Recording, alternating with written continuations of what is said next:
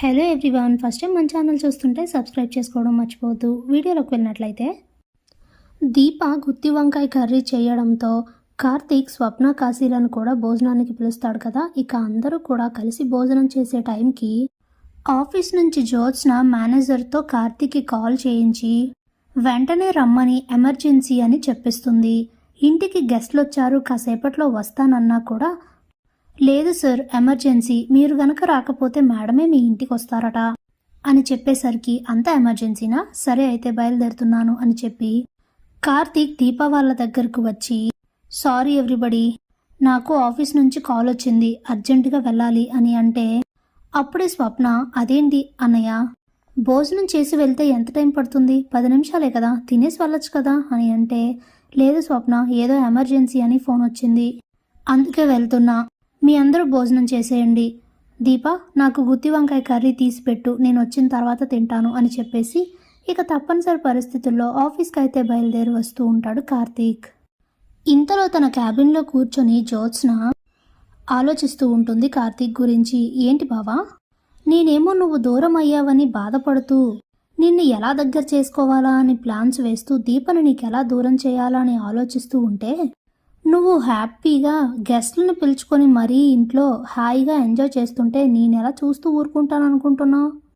అందుకే నిన్ను అర్జెంటుగా ఆఫీస్కి పిలిపించాను, ఎలా అయినా ఆ దీప నుండి నిన్ను దూరం చేసి నిన్ను నా వాడిని చేసుకుంటాను చూడు అని అనుకొని, అవును ఇంతకీ బాగా వస్తే ఇప్పుడు ఏం వర్క్ చెప్పాలి అని చూస్తూ ఉంటుంది జ్యోత్స్న.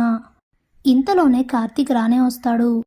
ఏంటి జ్యోత్స్న అర్జెంటుగా రమ్మన్నావట అని అంటే ఇక వెంటనే జ్యోత్స్న ఇది చాలా ఎమర్జెన్సీ వర్క్ బావా, అందుకే అలా పిలవాల్సి వచ్చింది అని చెప్పి ఏదో ఒక ఫైల్ తన చేతికిచ్చి ఈ ఫైల్ని నువ్వే రెడీ చేయాలి, వెంటనే రెడీ చేసి ఇవ్వు బావా, ఇది మనం పైకి పంపించాలి అని చెప్తే ఇక కార్తీక్ తీసుకుని వెళ్ళి తన వర్క్ తను చేస్తూ ఉంటాడు.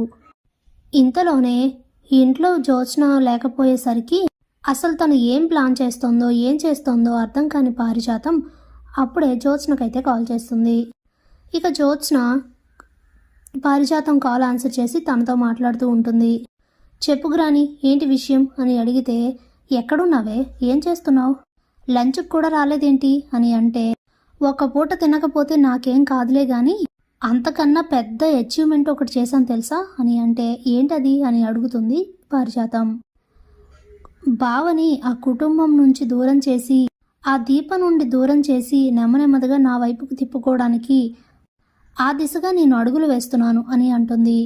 అప్పుడే పారిజాతం దేనికి, ఇప్పుడు ఏం చేసావు నువ్వు అని అడిగితే బావ ఇంటికి గెస్ట్లను పిలుచుకొని ఎవరితోనో హ్యాపీగా ఎంజాయ్ చేస్తుంటే ఆ ఎంజాయ్ మూమెంట్ని మొత్తాన్ని చెడగొట్టి బావను ఆఫీస్కి రప్పించి ఆఫీస్లో వర్క్ ఇచ్చా. సో అది చేస్తూ బావ బిజీ, ఇంట్లో బావ లేనందుకు దీప వాళ్ళంతా కూడా డిసప్పాయింట్ అయ్యారు. నాకు కావాల్సింది కూడా అదే కదా, రోజు రోజుకి దీపని డిసప్పాయింట్ చేస్తూనే ఉంటాను, ఇలాగే రోజు బావని ఏదో ఒక వంకతో ఆఫీస్కి రప్పించి ఎక్కువ టైం ఆఫీస్లోనే గడిపేలా చేసి తన మనసు ఎలా అయినా మార్చి తనని నా వైపుకు తిప్పుకుంటాను చూడు, బావే దీపని ఇంట్లో నుండి గెంటేసే పరిస్థితి తెస్తాను చూడు అని జ్యోత్స్న అంటే ఎట్నుండైనా ఏదైనా ప్రాబ్లం అవుతుందేమో, ఒక్కసారి జాగ్రత్తగా ఆలోచించు అని అంటే ఆలోచించాల్సిన అవసరం ఏం లేదు గ్రాని, వీటన్నింటికి తాతే పర్మిషన్ ఇచ్చాడు కాబట్టి ఇక మనకి ప్రాబ్లమే లేదు, నువ్వు టెన్షన్ పడకు అని చెప్పి ఫోన్ పెట్టేస్తుంది జ్యోత్స్న. అప్పుడే క్లాప్స్ కొడుతూ కార్తీక్ అయితే అక్కడికి వస్తాడు. కార్తీక్ని చూసి షాక్ అయిపోతుంది జ్యోత్స్న.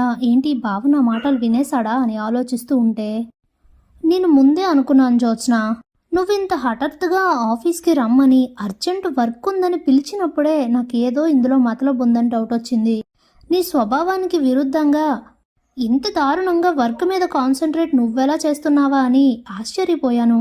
కానీ నువ్వు మారావేమో అనుకున్నాను, కానీ నువ్వు ఇంత పెద్ద మాస్టర్ ప్లాన్ వేస్తావని నాకు ఎలా తెలుస్తుంది, అది నాకు ఇప్పుడే కదా అర్థమైంది అని అంటే అది కాదు బావా అని జ్యోత్స్న చెప్పబోతూ ఉంటే ఇక నువ్వేం చెప్పక్కర్లేదు, ఏంటన్నావు, నువ్వు నాకు దగ్గర అవుతూ దీపని నా చేతులతో నేనే మా ఇంట్లో నుండి గెంటేసేలా చేస్తా అన్నావు కదా, అది ఈ జన్మలో జరగదు, దీప నా భార్య, శౌర్య నా కూతురు, ఇది నీకు ఇంకా బుర్రకి బాగా ఎక్కినట్టుగా లేదు, ఇప్పుడేంటి ఈ ఆఫీస్లో నేనుంటేనే కదా నీ ప్లాన్స్ అన్నీ వర్కౌట్ అవుతాయి. ఎలాగో ఫ్యామిలీ పరంగా ఎవరెవరికి రిలేషన్స్ లేవు కాబట్టి అట్నుండి పెద్ద సమస్య ఏం లేదు. అందుకే ఇలాంటి ప్లాన్స్ వేసే నీ ఆధ్వర్యంలో నేను వర్క్ చేయాలని అనుకోవట్లేదు. ఇదిగో నా రిజిగ్నేషన్ లెటర్ అని చెప్పి అక్కడ ఆ లెటర్ని పెట్టేసి జ్యోత్స్న ఎంత చెప్తున్నా వినకుండా అక్కడి నుండి వెళ్ళిపోతాడు కార్తీక్. దాంతో తన ప్లాన్ రివర్స్ అయినందుకు చాలా ఫీల్ అవుతూ మండిపడిపోతూ ఉంటుంది జ్యోత్స్న. Thanks for watching.